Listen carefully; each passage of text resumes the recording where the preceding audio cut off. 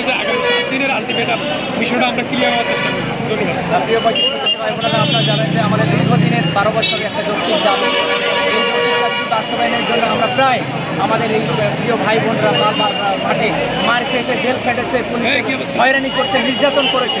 আমরা এই মুক্তি থেকে আপনারা জানেন যে বৈষম্য ছাত্র আন্দোলনে আমরা সকল প্রতিষ্ঠা অংশগ্রহণ করে আমরা এই বৈষম্য দূর করার জন্য যে আন্দোলন গড়ে তুলেছিলাম এবং এই স্বৈরাচার সরকারকে পতন করেছি, সেই লক্ষ্যে আপনারা জানেন যে কিন্তু এখনও আমাদের এই বৈষম্যটা দূর হয়নি। এই বৈষম্যের কারণে এখনও বাংলাদেশের সাধারণ শিক্ষার্থীরা 30, কেউ 32, কেউ 35। আমরা এর একটা সমাধান চাই।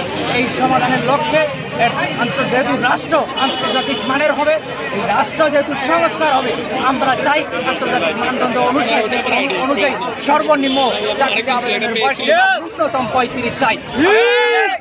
এই অন্তর্বর্তীকালীন সরকারকে আমরা এনেছি, এই সরকার আমাদের, যেহেতু এই সরকার আমাদের, আমরা এই সরকারের কাছে আমরা 7 দিন সবাই সাধারণ শিক্ষার্থীরা। এর মধ্যে আশা করি যারা নীতি নির্ধারকরা আছেন আমাদের সাথে যোগাযোগ করে আমাদের সাথে বসবেন এবং দীর্ঘদিন 12 বছরের যে যৌক্তিক দাবিটি, এই বৈষম্যমূলক যে একটা দাবি, এই দাবিটি যত দ্রুত আমাদের সাথে বসে সমাধান করে দেবেন।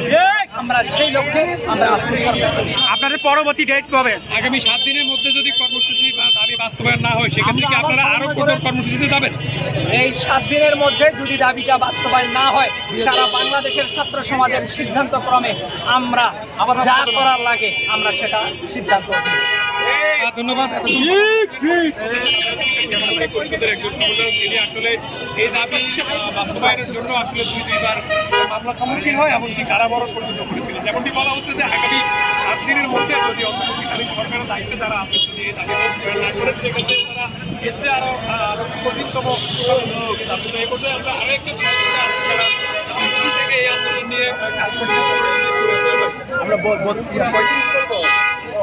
আমাদের আজকে একটা আলটিমেটাম দেওয়া হয়েছে, আমাদের 1 সপ্তাহের মধ্যে যদি বয়স বৃদ্ধি না করা হয় আমরা আগামী সপ্তাহে নতুন কর্মসূচি যাব এবং যতক্ষণ পর্যন্ত আমাদের বয়স বৃদ্ধি না করা হবে বা আমাদের বয়স 35 না দেওয়া হবে ততক্ষণ পর্যন্ত আমরা মাঠে অনশন করব প্রয়োজন মতো। ধন্যবাদ সবাই। ধন্যবাদ। এই পর্যায়ে আসলে ভাই মাইকটা কার কাছে আছে?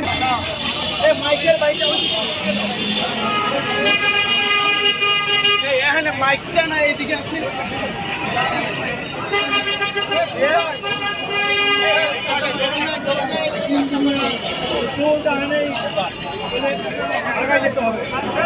শুধু দুনিয়া যদি আমরা করি, আমরা দেখেছি 52 বছরে আমরা দেখেছি যে শুধু দুনিয়া করলে